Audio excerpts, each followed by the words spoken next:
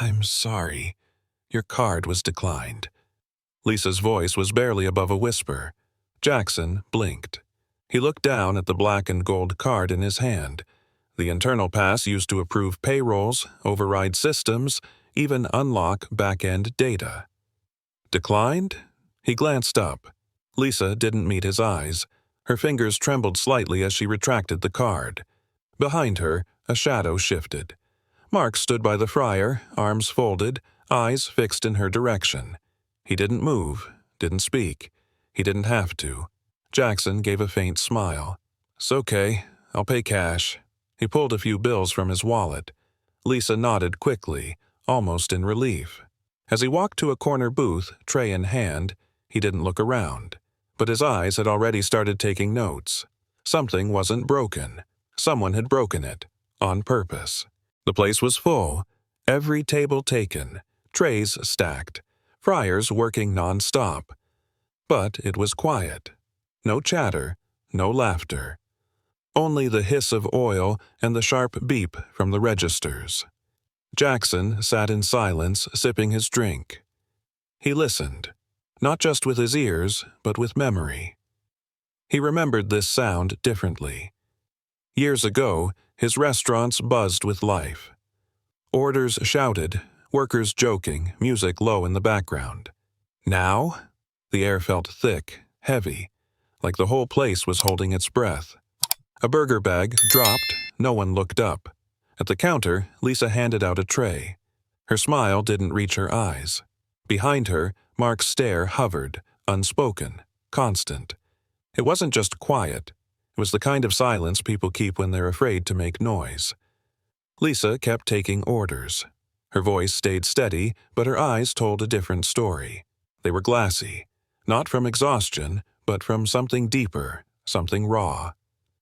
Her hands shook slightly as she tapped the screen. Not enough to cause mistakes, just enough to notice if you were looking. Jackson was looking. Her smile held, frozen in place like a mask glued on too tight. It didn't move, even when a customer said thank you. It cracked for half a second, then reset.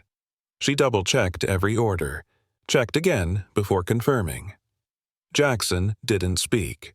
He didn't blink much either.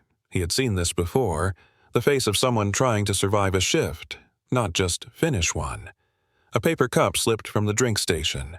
Water splashed across the floor. The young worker froze. Mark's voice cut through the silence. "If you can't carry a drink, don't bother showing up tomorrow." The boy didn't argue, didn't nod. He just muttered, "I'm sorry." Eyes fixed on the floor, shoulders drawn in like armor. Mark didn't raise his voice again. He didn't need to. He turned and walked away. Slow, deliberate. His presence lingered like smoke. No one looked up. Not Lisa. Not the cooks. Not the customers. Jackson watched it all. One dropped cup, one sentence, and an entire room retreated into itself. Power wasn't shouted here. It was whispered, then obeyed. Jackson unfolded the receipt, order number, timestamp, location. Then he paused. Printed at the bottom was the name of the shift lead on duty, but it wasn't Lisa, and it definitely wasn't Mark. He looked toward the counter. Lisa was still working, still checking every item twice. Mark stood in the back, arms crossed. Neither of them matched the name. He folded the paper slowly, slid it into his wallet. No reaction on his face, just a slight narrowing of the eyes. Details like this don't break systems. They reveal where someone's already broken it. A tray slipped slightly from Lisa's hand. It didn't fall, just tilted. Her fingers caught it in time, but not before Mark turned his head. He didn't speak, didn't move, just one glance. Cold, direct. Lisa lowered her eyes and whispered, "I'm sorry." There was no reply. Mark looked away, uninterested. Jackson watched the exchange in full. No shouting, no threats, just a look, and it was enough. He leaned back, voice low, mostly to himself. Fear without a word. That's not discipline. That's a system built on silence. His fingers tapped the side of the tray. His eyes didn't leave Lisa. Not because she was the weakest in the room, but because she was the one still trying to smile through it. The next day, Jackson returned. Same booth, same menu, different reason.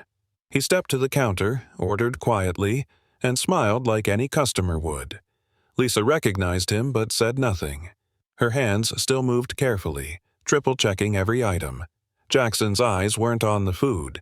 They were on the rhythm behind the counter, the way people moved when Mark entered the room. No one laughed, no one lingered. Every task became rushed, mechanical. Mark didn't speak. He didn't need to. His presence did the work. Jackson took his tray, sat down, and unfolded a napkin. He pulled out a pen, began scribbling. One note, one pattern, one face at a time. He glanced up at Mark for a moment, then looked away. "This time," he muttered under his breath, "I'm not just here to eat." Mike was new, maybe 2 days in. Young, eager, still trying to impress. He was wiping down trays when Mark walked by and pointed toward the back hallway. "Restrooms. Now." Mike blinked. "I thought I was on register today."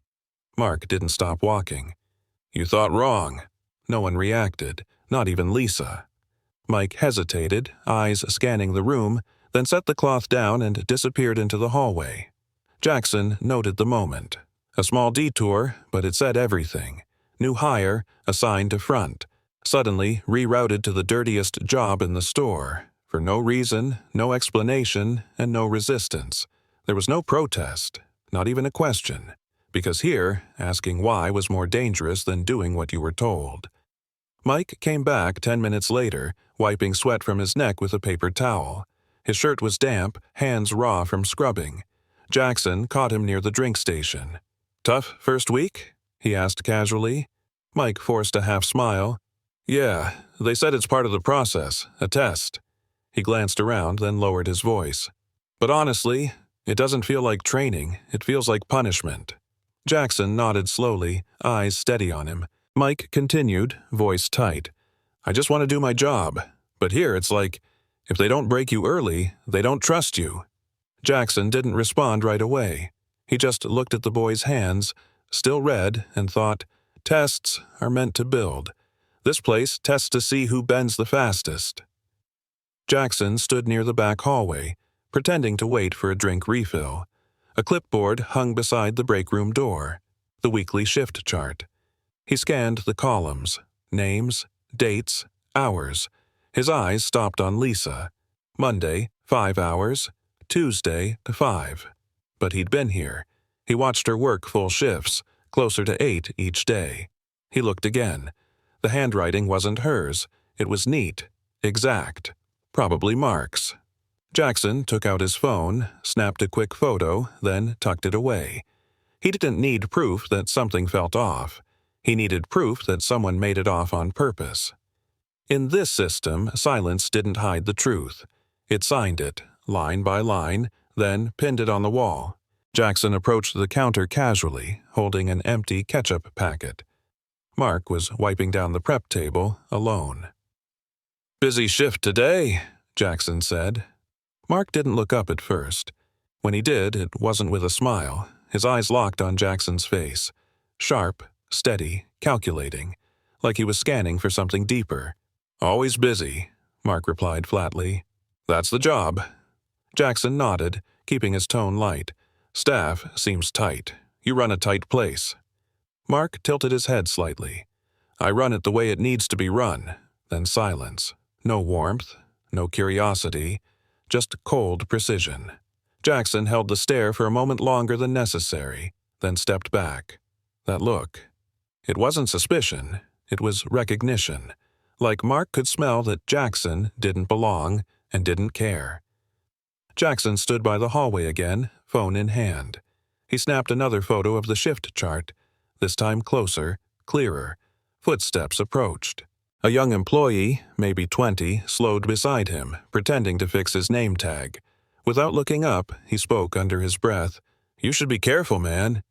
Jackson turned slightly, not reacting.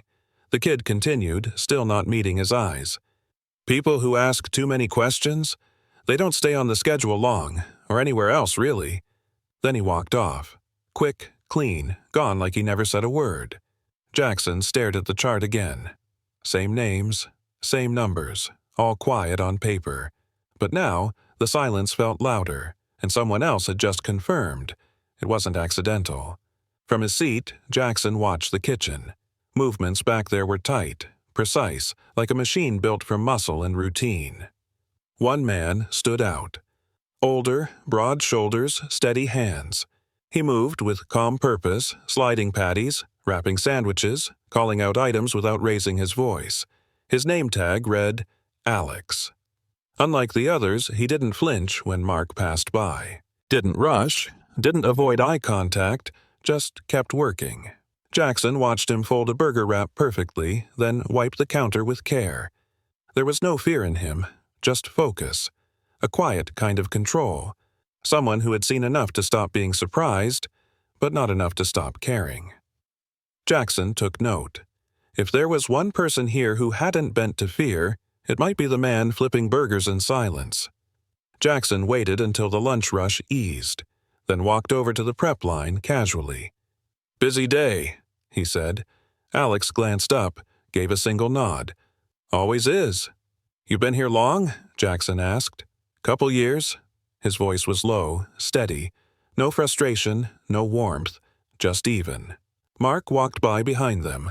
Alex didn't flinch, didn't lower his tone, didn't speed up his hands.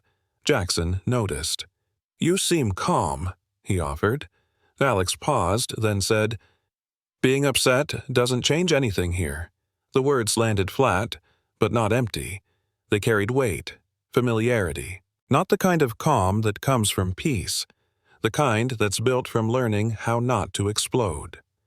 Jackson leaned in slightly, lowering his voice. "You ever seen Mark take cash from the drawer?" Alex didn't answer right away. He kept slicing pickles, methodical, calm. Then, without looking up, he said, 3 times. Jackson blinked. "You're sure?" Alex nodded once. "After close, Friday night, twice earlier this week. Always says it's for balancing. But I never saw a log. No notes, no receipts." Jackson's pen stopped mid-scribble. "And no one's reported it?" Alex looked at him, dead on.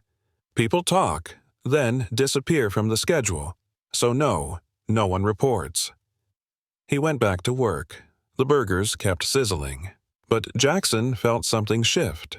Not louder, just more dangerous. Jackson stepped away from the counter and sat back down. He pulled out his phone, opened the voice recorder, and hit record. His voice was steady, quiet. Statement from Alex Carter. Witnessed Mark Dawson take cash from the register on 3 occasions.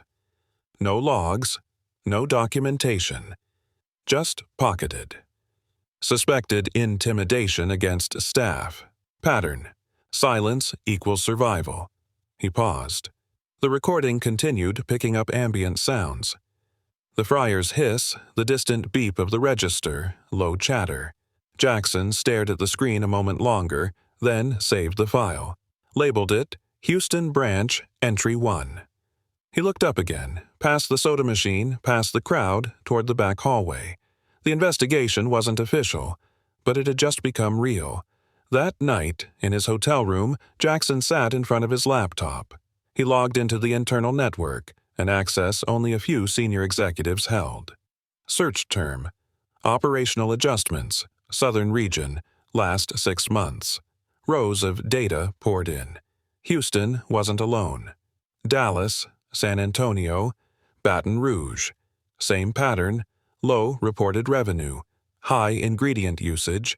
Frequent manual wage corrections. All under one name. Ronald Vickers. Jackson leaned back, his fingers tightened around the mouse. It wasn't just one corrupt manager. This was layered. Protected. A design, not a coincidence. He opened a new document, typed 4 words. "This goes beyond Mark." Then stared at the screen in silence. The scope had changed. And so had the stakes.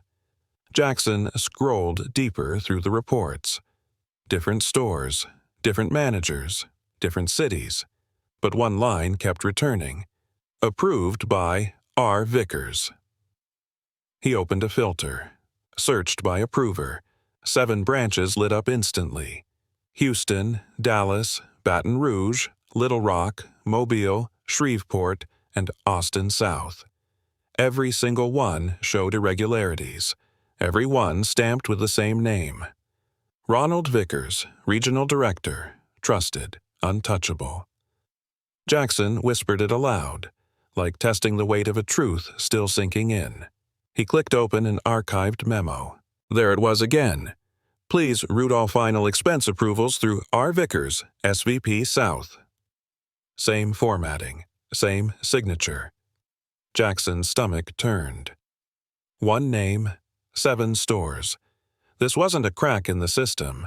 It was the man writing the blueprint. The printer clicked to life. Jackson stood in a dim corner of the hotel room. Only the soft yellow light from the desk lamp lit his face. 1 page, then another, then 20. Shift logs, expense approvals, payroll adjustments, all stamped with the same initials, RV. He picked up the stack slowly, flipped through each sheet, eyes scanning, mind racing. Outside the window, the city blurred in silence. Inside, the only sound was the hum of the printer, like a distant heartbeat. He laid the pages across the desk, aligning them by store, date, total. The pattern was clear, the damage deeper than he'd thought. He rested both hands on the table, shoulders heavy. This wasn't a leak. It was a tunnel, dug slowly, hidden well, and now fully exposed under warm, flickering light. Lisa sat alone by the break room table, shoulders slightly hunched, her hands wrapped around a paper cup, though the coffee inside had long gone cold. Jackson approached, slow, deliberate. He didn't sit, just stood beside her. "I know what Mark's doing," he said quietly, "but I need your word. I need you to say it." Lisa didn't look up. Her fingers tightened slightly around the cup. The silence hung, thick like steam from a fryer, hot, invisible, pressing. Jackson waited.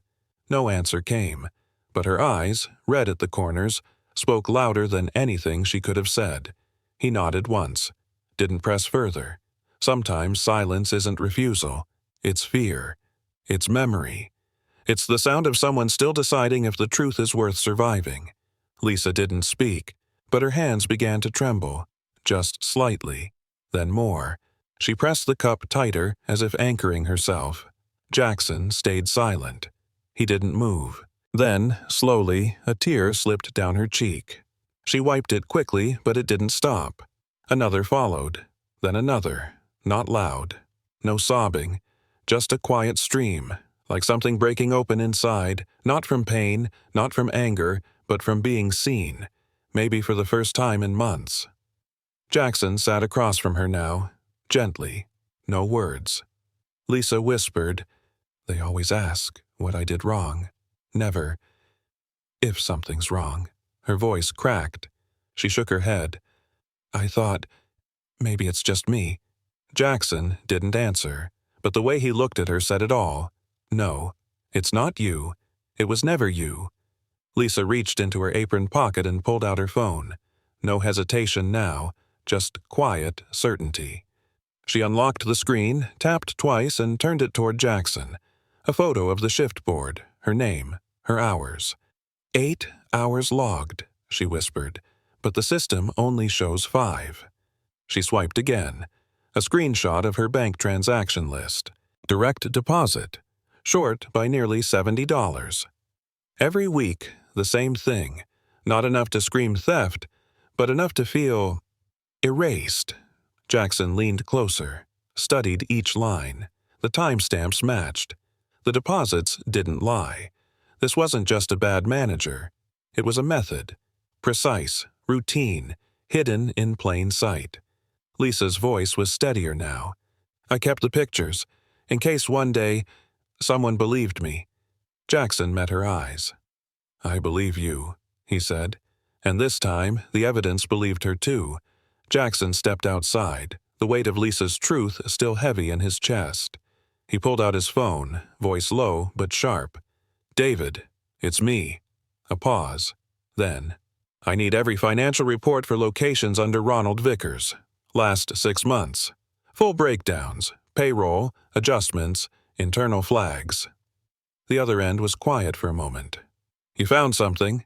David asked. Jackson's jaw tightened. Not something, a system. He stared out across the parking lot. Neon lights flickered. Staff moved inside like shadows. This isn't just Houston, Jackson said. It's wider, coordinated, controlled. David exhaled. All right, give me a few hours. I'll start digging. Jackson nodded to no one. Good. Start with anything that smells like silence. He ended the call, slipped the phone back into his coat. The line had been drawn. It was no longer about one store, it was the entire map.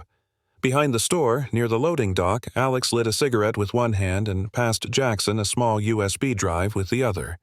I shouldn't have it, he muttered, but I kept it, just in case. Jackson took it carefully, as if it might burn. What's on it? Camera feed, from 2 weeks ago. Break room, register, mostly normal. But one night, Mark stayed late, opened the drawer, no log, no closeout. Jackson's eyes narrowed. You saved this? Alex nodded. Copied it before the system cleared. I've been careful. For a second, there was silence. Then Jackson whispered, You're the reason this won't die in the dark. Alex took a long drag, exhaled slowly. I'm just tired of watching good people disappear. Jackson clenched the drive in his palm. Now he didn't just have testimony. He had eyes. And eyes never forget. Jackson sat alone in his dim hotel room. The streetlights outside pulsed faintly through the blinds. He placed his phone flat on the table, tapped the recorder, and leaned in close. His voice was low, calm, measured like a man walking through fire. If you're hearing this, it means I didn't make it to the press. He paused. His breath trembled slightly. My name is Jackson. I'm the founder of this company. I've uncovered coordinated theft, wage fraud, and intimidation across multiple branches, led by Ronald Vickers, enabled by silence. He tapped the USB drive next to the mic. Inside this, video, time cards, and names. If I disappear, release this to every news outlet. Don't wait. A beat of silence. Truth deserves daylight, even if I don't live to see it. He pressed stop, saved the file under one name. If I vanish. In the quiet break room, Jackson removed his cap. The name tag slipped from his shirt pocket. Lisa's eyes widened. He spoke softly. I'm Jackson, the CEO. Lisa's breath caught. Her lips parted, but no words came. Alex stared, silent, his expression unreadable. Jackson continued. I've walked these floors before. I've worn this apron. The weight of the moment pressed down. Lisa blinked rapidly, swallowed hard. Her voice caught somewhere in her throat. No accusations, no relief. Just a deep, silent recognition. Alex nodded slowly, breaking the tension. Jackson looked between them. This isn't just business anymore. It's personal. The room held its breath. The beginning of trust forged in unexpected truth. Lisa's voice trembled. You're the boss? Why come here alone, without an army? Jackson looked down, hands folded. Because I've been where you are. He paused. Years ago, I wore this apron, took orders, worked the line. She searched his eyes, confused. And you? Stayed silent? He nodded slowly. I did. I saw things, heard things, but I was afraid. So I let it happen. The room fell quiet. Jackson's voice softened. But that silence, it's what almost destroyed everything. Lisa swallowed hard, eyes wide with disbelief. He wasn't just a leader now. He was someone who had once chosen silence and was finally ready to break it. Back at his hotel, Jackson sat before his laptop, eyes fixed on the screen. He compiled files, photos from Lisa, statements from Alex, the shift logs, and the hidden video. His fingers moved fast, attaching everything into a single email. To David Langley, CFO. Subject, urgent, Southern Region financial and HR irregularities. Body, David. Attached are verified evidences from Houston branch and others. Payroll manipulations, cash theft, and intimidation tactics led by Mark Dawson, under oversight of Ronald Vickers. Immediate review needed. He hesitated, then hit send. The message disappeared into the inbox of the man who controlled the numbers. Jackson leaned back, tension tightening his chest. This was no longer just a store issue, it was a battle at the heart of the company. Jackson dialed a number he hadn't called in months. The line rang twice. Then a soft voice answered. "Cassandra." Her tone was cautious, guarded. "I'm Jackson. I know you were removed from payroll last year after flagging discrepancies." There was a long pause. Finally, she whispered, "If you want to meet, it has to be quiet. No names, no traces." Jackson nodded, understanding the weight behind her words. "We need your help," he said. "The truth can't stay buried." She agreed, but her conditions were clear. "I'm done losing everything for telling the truth," she said.